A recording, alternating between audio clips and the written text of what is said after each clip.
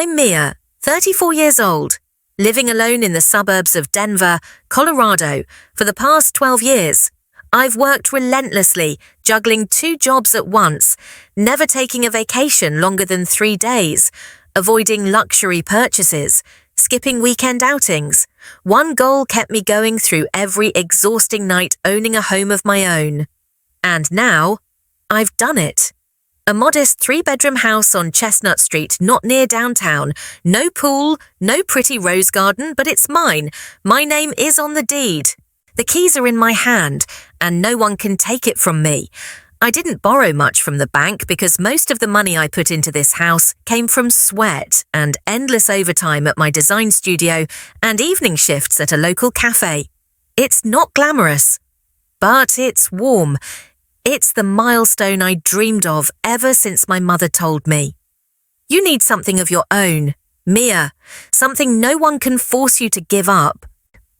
I still remember the first time I stepped into the empty house after signing the contract.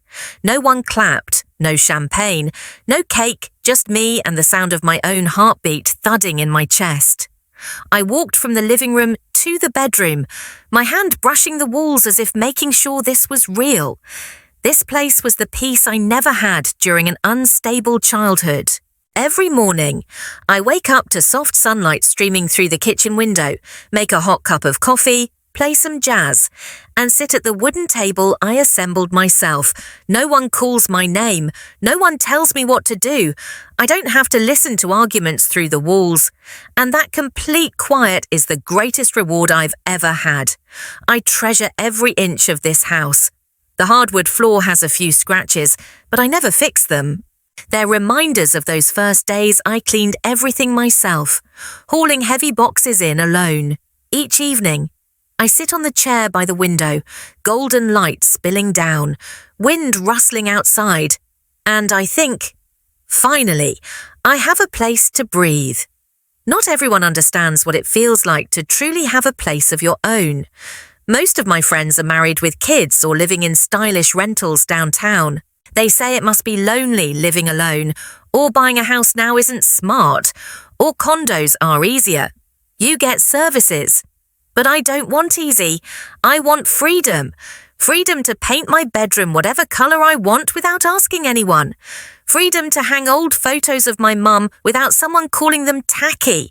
And most of all, freedom to say no to anyone who tries to step into this space without respecting what I've built. I thought I'd have at least a few years to enjoy this peace, but I was wrong. A storm was coming. Quiet, persistent, and shameless. I didn't know where it would start, but I felt it. This peace was about to be invaded.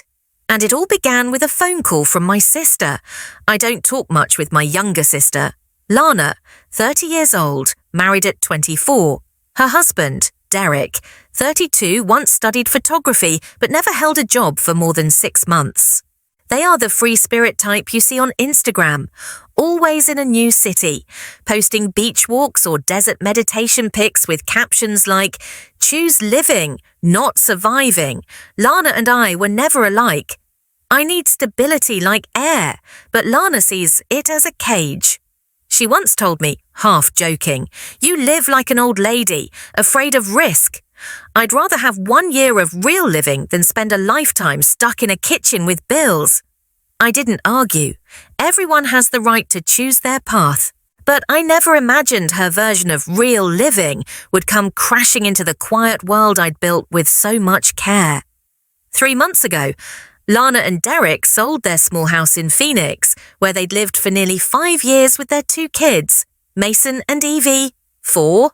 They bragged about the hot housing market, sold at a great price, and decided to put it all into their dream, a year-long road trip around the US in a van. "You should try living like this, just once," Lana said during a FaceTime call. Her eyes were glowing, and behind her were stacks of boxes being hurriedly taped up. "We've planned everything Airbnb stays, online work, selling photos, making content, living free, teaching the kids from nature. Don't worry about us, okay?" I wasn't worried. I knew anything I said would be seen as negative energy. But deep inside, A chill ran down my spine. They were throwing themselves into a dream with no safety net. I still followed them on social media. During the first few weeks, everything looked dazzling. They posted shots at the Grand Canyon, the California coast, and a music festival in Oregon. The kids wore colorful clothes, dancing in crowds. Lana captioned, "This is real childhood. No fences, no limits."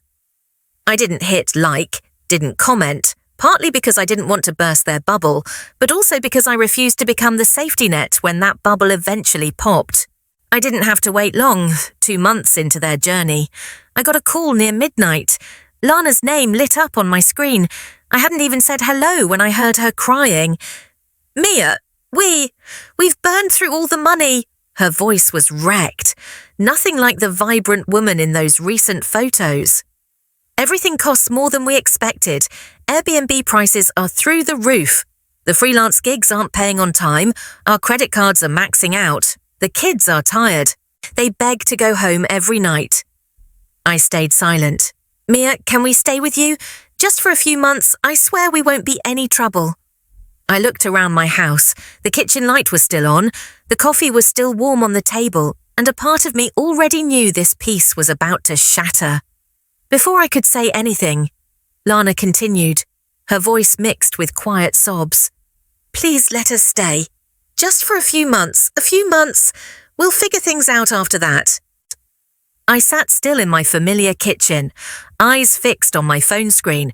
On one side, my sister's desperate voice. On the other, the soft yellow light falling on the painting Mum left me, the one I hung on the wall the first day I moved in. I had become so used to the calm of this space. And I knew the moment I said yes, it would all disappear. "How long? Exactly?" I asked, trying to keep my voice steady. "I don't know. Maybe 8 to 10 months. We just need time to get back on our feet, find work, pay off credit cards. Mason and Evie need somewhere stable to study. I promise we won't be a burden. We'll stay out of your way." I sighed and set my coffee down. My mind began racing. I had a 3-bedroom home, but one room was my office, and the other was used for storage and my treadmill. The space was perfect for me, a single woman who values order and solitude. Add 2 adults and 2 young kids, I couldn't even picture what that would look like. I took a deep breath and said slowly, "Lana, I understand your situation, but honestly, I don't think living together is the right solution." There was a sudden silence. "I'll never let someone... this is my home. I've lived here alone for nearly 6 years. I need peace to work. I have a structured routine, and I can't upend my entire life just because you and Derek didn't plan properly." The line went quiet for a few more seconds. Then Lana spoke again, her voice low, like she was trying to swallow her anger. "So, you're saying no..." "Not exactly." I softened my tone. "I'm willing to help. I can cover part of your rent for a few months. I also have friends in real estate who can help you find a decent place nearby that fits your budget." I thought I had offered a fair compromise, real support, without sacrificing everything I had worked so hard to build. But Lana didn't see it that way. "You know how we've been living these past 2 weeks, sleeping in the van at gas stations? Evie's had a fever for days. Mason cries every night asking to go home. And you, the only one in this family with a house big enough, just turn your back like it's nothing." I bit my lip and said nothing because if I opened my mouth, I might have said something I'd regret. "How many bedrooms do you have?" "Mere 3, right? Well, we're curled up in a freezing van in 40 degrees weather. I'm not asking for money. I'm asking for a roof, and even that's too much." Her voice was rising. I could hear Derek saying something in the background, then Evie's soft cough. A part of me ached. I love those kids. They're my family. But I couldn't let emotion cloud reason. "I'll transfer $2,000 to you tomorrow," I said firmly. "Use it for a security deposit on a rental. I'll ask my friend to help find a place nearby. But I can't let you and your entire family move in." Lana let out a bitter laugh, one that wasn't remotely amused. "You really are heartless. I haven't asked you for anything in 12 years, but the one time I beg you, you say no." "It's not saying no," I said, this time without softening. "It's setting a boundary. I've spent years sacrificing for others. Now I want to live my own life, and that doesn't mean I don't care." The line went dead. I thought the conversation was over, but less than an hour later, my mum called. She didn't say hello, just let out a sigh, then coldly asked, "Mia, are you really going to let your sister and her kids be out on the street?" I wasn't even surprised when the next morning, my phone wouldn't stop buzzing. My mother, Dolores, 61 years old, a woman whose voice is always soft but whose words cut like knives, called 3 times in 15 minutes. I was making coffee when she called a 4th time. I finally answered. "Mia, I heard everything from Lana." Her voice wasn't soft like usual. "Are you really planning to abandon your sister and her 2 kids in the middle of a crisis?" I leaned against the sink, gripping my coffee mug like it was the only thing keeping me steady in the storm building around me. "Mum, I offered financial support. I even said I'd help cover a few months of rent for them. But I can't let them live in my house for nearly a year without a clear plan. I have my own life. You know that." She took a deep breath, then spoke like I'd just done something shameful. "You always have to calculate everything, always need a clear plan. Lana's not like you. She lives from the heart. She might make mistakes, but at least they're the mistakes of someone who dares to live. And you," I tightened my grip on the mug, "living with logic doesn't mean I'm heartless. You can't expect me to sacrifice everything just because my sister made choices without a backup." Silence. "You've changed, Mia." Her voice was softer now, but sharp like thorns. "Ever since you got that house, all you think about is yourself. You should remember, nothing lasts forever. One day, you'll need someone too, and when that day comes, don't expect anyone to open their door for you." I swallowed hard, trying to stay calm. "I don't expect anyone to open a door for me, Mum, because I've always opened my own, and that's exactly why I value this home so much." After the call with my mum, I thought things might calm down, but they didn't. 2 hours later, my father, Richard, 67 years old, called. He didn't circle around like Mum. He went straight in, his voice sharper than I'd heard in years. "Mia, I can't believe you're refusing to help your own blood during a time like this. You're living alone in that huge 3-bedroom house, and your sister and her kids are sleeping in a car." I blinked. "Dad, they're not homeless. They're staying in Airbnbs. They still have options. I already sent money. I even offered to help find them a place, but they don't want that. They want to live in my home for free."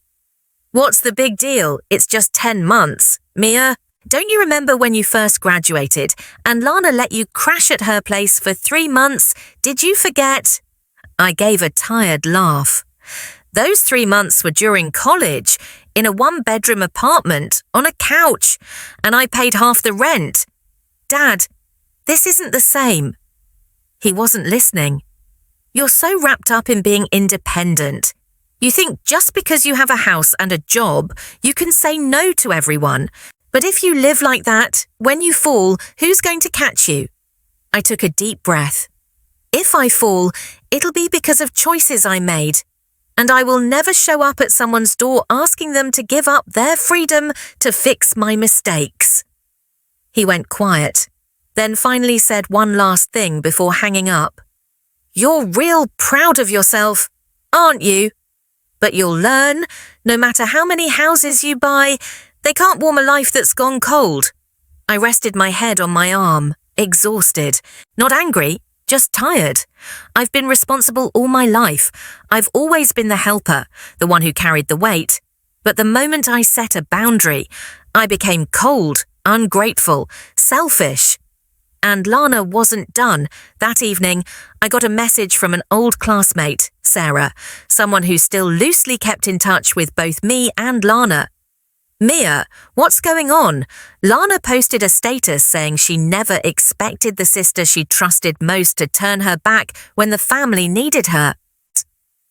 I turned on the living room light, slowly sat down on the couch. My phone screen lit up with the public post. Sometimes the one who hurts you the most is the one you once admired. We only asked for a roof. But it turns out some hearts are colder than October frost. Dozens of comments underneath. Most were familiar family names. And most weren't on my side. I thought that after being ambushed by Mum, Dad and the online crowd, Lana would understand that my decision wasn't going to change. I had been clear. I had explained. I had sent money. I had drawn a line. And I believed, at the very least, she'd respect that boundary. I was wrong. 1 week later, on a Saturday morning, I was mowing the backyard when I heard a knock at the front door. I assumed it was an Amazon delivery. I had just ordered a new bookshelf.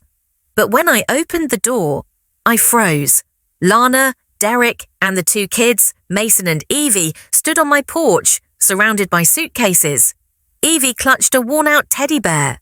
Mason yawned, his hair a mess like he hadn't slept well. I stared at them, speechless for several seconds. Lana looked completely composed, as if this was perfectly normal. "Good morning, Isis," she said with a faint smile, like nothing had happened. "I knew you wouldn't let us struggle for too long." I didn't answer right away. My eyes shifted to Derek, who gave a quiet nod and stepped back with a suitcase. The 2 kids stood still, wide-eyed, looking around like they were waiting to be led inside. "Lana, what are you doing?" I asked, trying to keep my voice calm. "We came to talk properly this time. Last time was over the phone, and things got a little tense. I knew you'd understand once you saw us in person. You've always had a soft heart."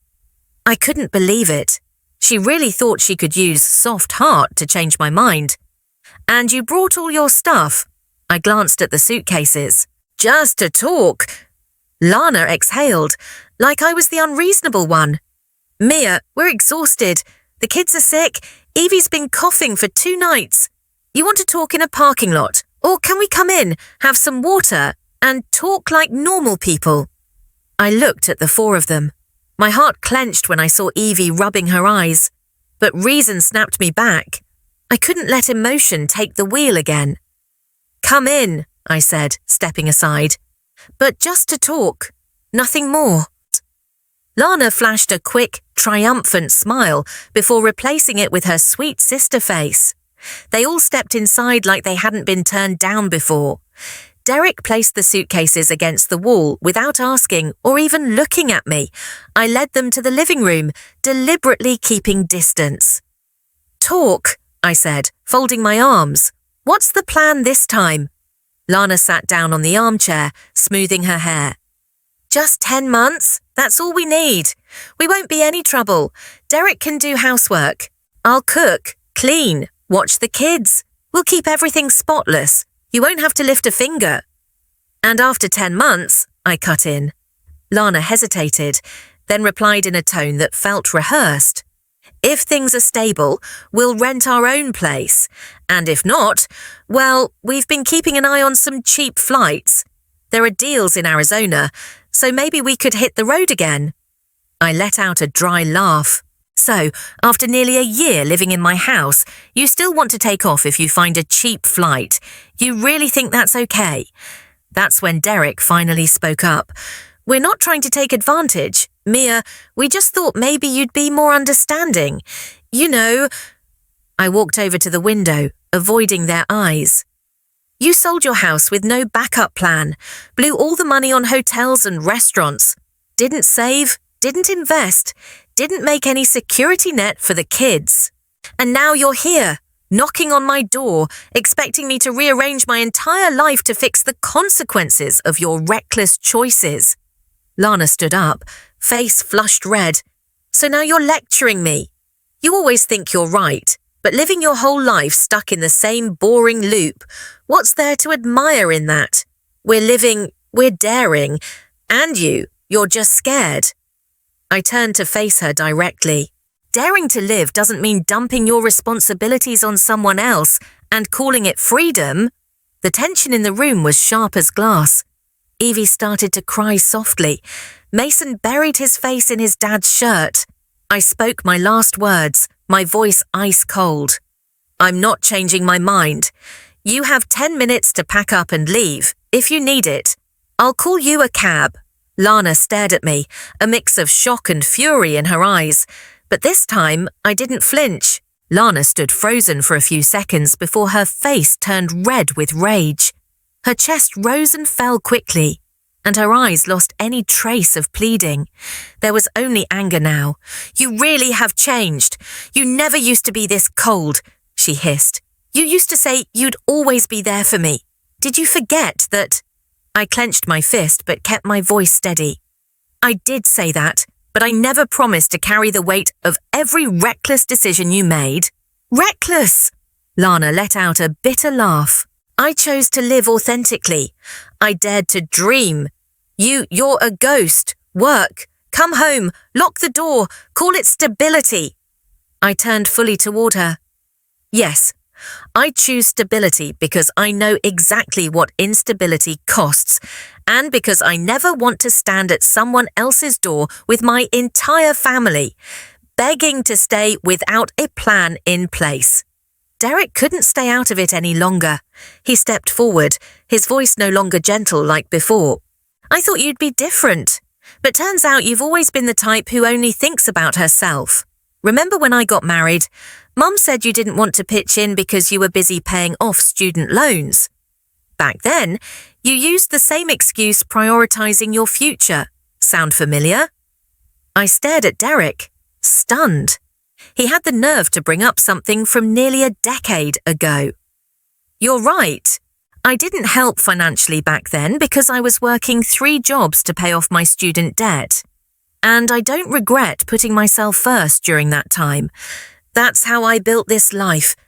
And you don't get to use something I couldn't do in the past to make me sacrifice what I have now. Lana stepped closer, just a hand's width away from me. You're being selfish. You live alone. This house is twice the size of what you need, and yet you can't spare a little space for your own blood. I stood tall, not blinking. This isn't about space, it's about boundaries. Some people go their whole lives never setting any, and then blame everyone else when things fall apart. I'm not one of them. Evie began to sob.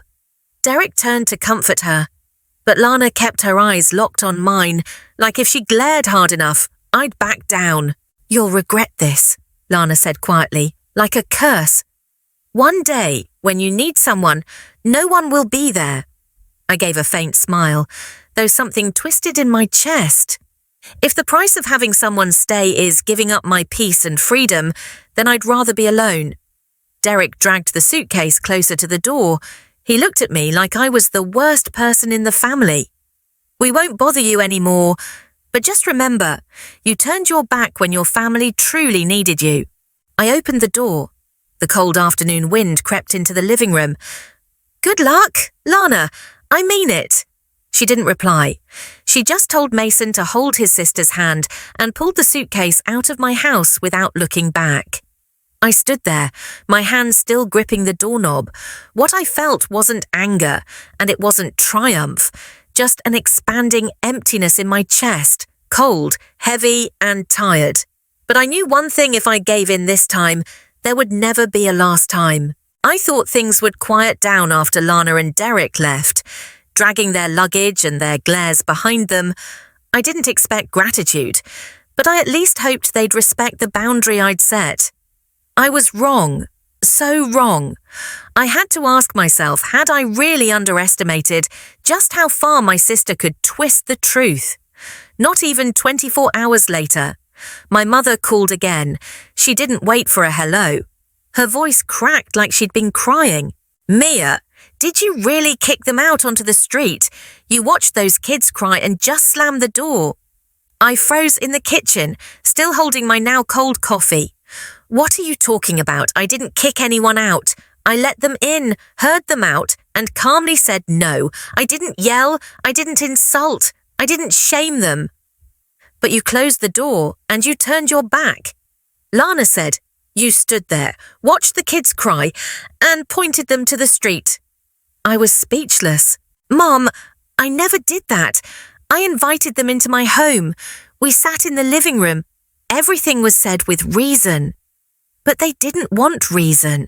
They wanted me to give up my entire space just so they could feel like I cared enough. Mum went quiet. Then she ended the call with one line that hit me like a stone. No wonder you live alone now. Maybe it's just easier when there's no one around to disappoint.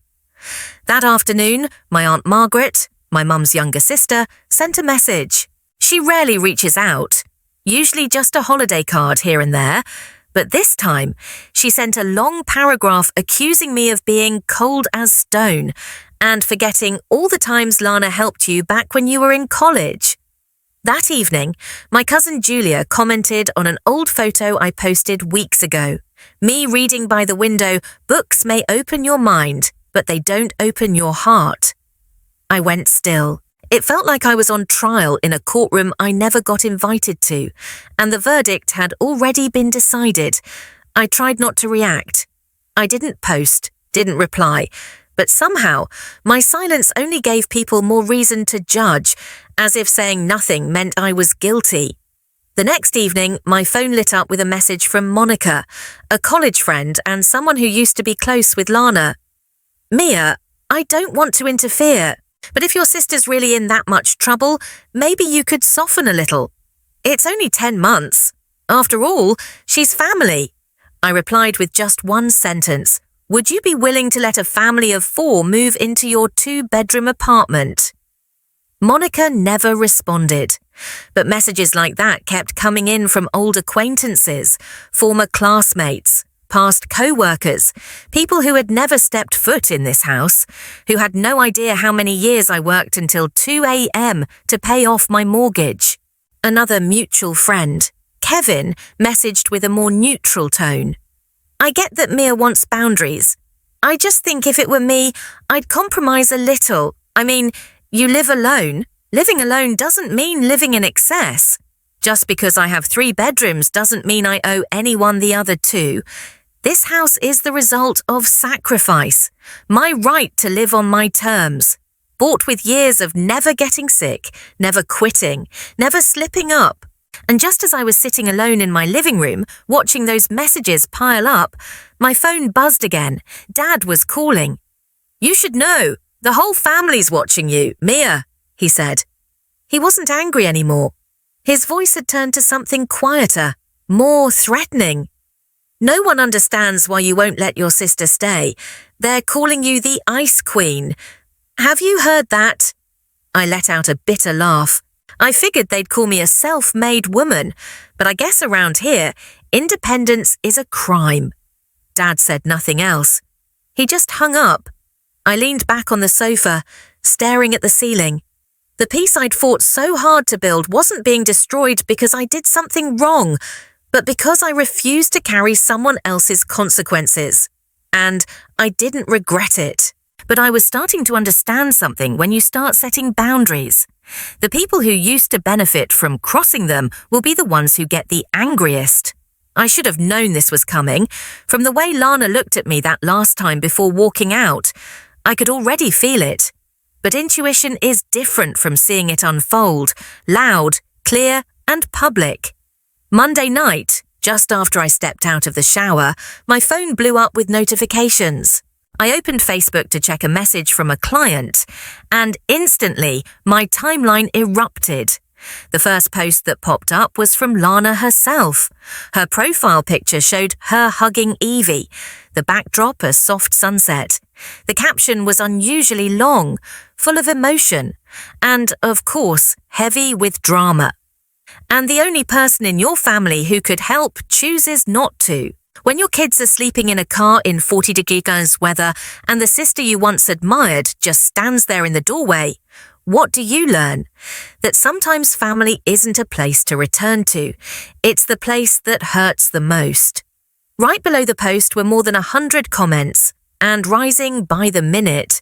Relatives, distant cousins, old high school friends, even people I hadn't spoken to in years, all jumping in with comments like, I can't believe her sister would do that. A 3-bedroom house, living alone, and she can't take in her own blood. How do you sleep at night? I read each line, feeling like someone had a hand wrapped tight around my throat.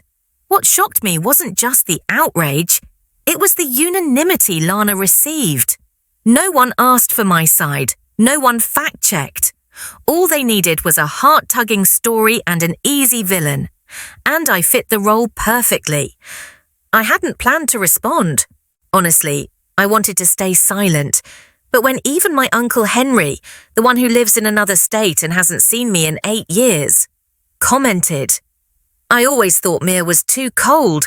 Logic without empathy kills the soul. I knew I couldn't stay silent anymore. I opened my laptop, took a deep breath, and started typing. The first line wasn't defensive.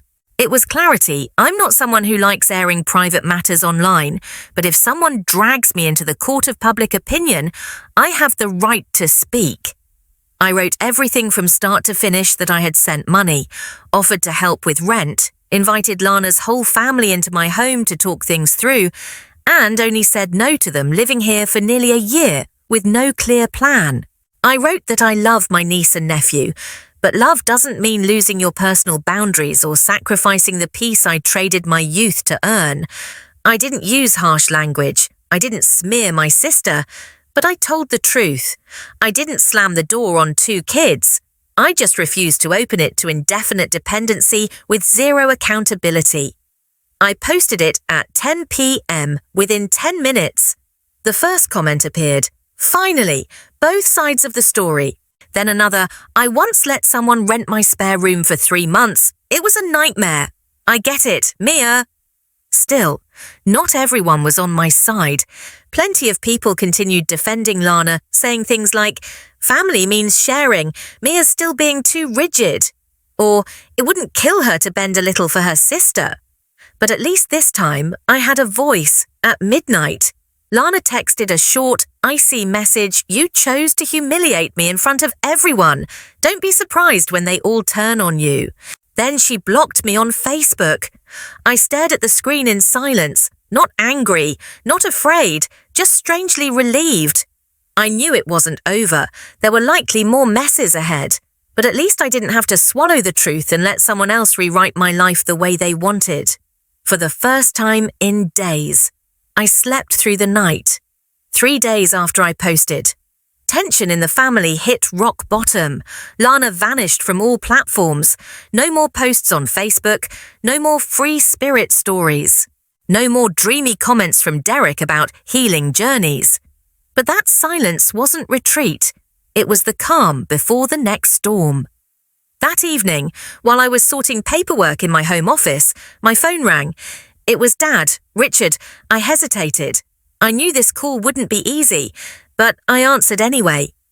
Mia, he began immediately, his voice tight like a stretched wire. Are you really going to let this family fall apart over a post? I leaned against my desk and kept my tone steady. Dad, I didn't post to attack anyone. I posted to defend myself. I was dragged online and misrepresented. I have the right to speak. You have the right. But did you really need to make a scene? Lana said you aired family business for the world to judge. Now everyone knows. And they think our family is just full of fighting. No compassion. I gave a bitter smile. And where was the compassion when everyone called me cold, selfish, emotionless? Who defended me then? Dad? There was a pause on his end. Then he spoke again, his voice lower but sharper. You should have been the bigger person. You're the older sister. You have a home. Lana's struggling. 10 months isn't forever. You should have opened the door, made peace. Your mother's been crying non-stop. I clenched my teeth. Do you think I'm trying to tear this family apart? Or are you all just too used to me always backing down? Mia, he barked. Are you talking back to your father? No, I'm telling the truth, I said, exhaling. My voice softened but didn't waver. I've lived my whole life responsibly. I never asked anyone for money, never asked anyone to hold my hand. I built my life brick by brick, and the first time I draw a boundary, suddenly I'm accused of destroying the family. So what peace only exists if I keep saying yes, If that's true, was it ever real peace? He went quiet for a long time. I didn't know what he was thinking, but I wasn't done. For the first time, I didn't hold back. I did help. I sent money. I opened up. But I can't open up my entire life so someone else can move in like it's owed to them. Lana isn't out on the street. She's just being told no because she refuses to take responsibility. A heavy breath on the other end. Then he spoke slowly. I just hope you won't regret this. Mia, some things, once they're lost, can't ever be regained. I swallowed the lump in my throat. If what I lose is the peace I fought so hard to build, then yes, I accept not getting it back. The call ended without a goodbye. Just a flat beep and a silence so long it felt like it echoed. I set my phone on the table, my hands trembling slightly. I wasn't sure if it was anger, heartbreak, or release. Maybe it was all three. Right then, a new email notification popped up. It was from Lana, subject, "You win, Mia." The body of the message was only 3 lines. It turned the whole family against me. Well done. I hope you enjoy sitting alone in the fortress you built from stone and rules. But remember, when you need someone, no one will be left. I stared at the words, and unexpectedly, a bitter smile crept across my face. They didn't understand. I didn't choose to live alone because I don't need anyone.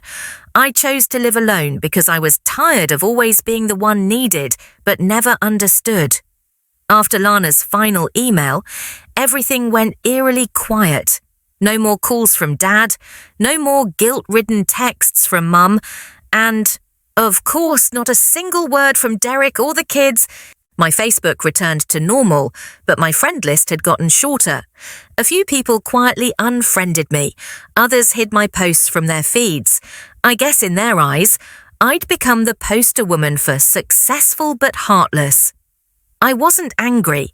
I felt like I was standing on an isolated island. The days that followed passed in a distorted kind of calm. I still went to work, still consulted with clients, still watered the plants every Tuesday evening, but something in me had shifted. It wasn't regret. It wasn't sorrow. It was clarity. I began to see my family dynamic more clearly than ever before. As the eldest daughter, I was always told, Mia has to set the example. Mia needs to be patient. Mia should give in. And I did all of it without complaints, without demands. But it wasn't until I said no that the masks finally fell off. Turns out, to a lot of people, I was only lovable as long as I was sacrificing. One Saturday afternoon, I sat on the back porch with a mug of hot tea, watching the white daisies I planted in early spring slowly lose their petals. The air was crisp, and there was something raw but freeing in the breeze brushing across my cheek. I no longer felt the need to prove to the world that I wasn't a bad person. I no longer felt responsible for healing the wounds of those unwilling to be accountable for their own pain. I just needed to breathe in my own home, on my own terms, in the life I traded my youth to build. My mother still hadn't called. My father had sent only one brief text, "Whenever you're ready, the family's still here." I didn't respond, not because I wanted to cut ties, but because I refused to reopen a relationship stuck in old patterns, laced with one-sided expectations. I knew deep down that real connection only exists when both people are willing to grow, to take responsibility, and to respect each other. Without that, blood alone doesn't make us anything more than strangers. 1 month after the Facebook incident, I ran into Rachel, an old friend from yoga class. She used to be close with Lana in high school, but had distanced herself from that circle long ago. After class ended, she sat beside me and smiled. "I read your post. No one says it out loud, but I think a lot of people understood. They just don't have the courage to admit it." I was surprised. Rachel was never the meddling type, but her voice was unusually sincere that day. "You know," she added, "maybe people are so bothered because you were brave enough to set a boundary, and they aren't." I smiled. A real smile, one that didn't need to defend itself. I don't want anyone to take sides, I told her. I just want people to stop rewriting the truth. Rachel nodded. That kind of strength. Not many have it. That night, I returned home and walked into my familiar space. The cozy living room, the soft scent of wax melts, the tidy bookshelf, and a stillness that wrapped around me like a thick quilt on a cold winter night. The house hadn't changed. I still lived alone, and I'd never been more grateful for it. I don't have everything. I've probably disappointed some people, but I didn't lose myself. I'm no longer the Mia from years ago. The one who always nodded, always gave in, always let others' feelings take priority over her own autonomy. Now I have a small house I built with my own hands, and I have a boundary, clear, firm, between real love and manipulation disguised as family loyalty. Mia's story isn't just a family drama, it's a lesson in boundaries and self-respect. In a world where women are so often expected to sacrifice, Mia chose to protect the peace she paid for with her youth. She wasn't heartless. She simply stopped carrying the burdens others refused to own. Sometimes, real love doesn't mean giving endlessly. It means having the courage to say no when saying yes would mean losing yourself. What do you think about Mia's decision? Was she too firm or just protecting what truly matters? Leave your thoughts below, and don't forget to follow the channel for more honest and powerful stories about family and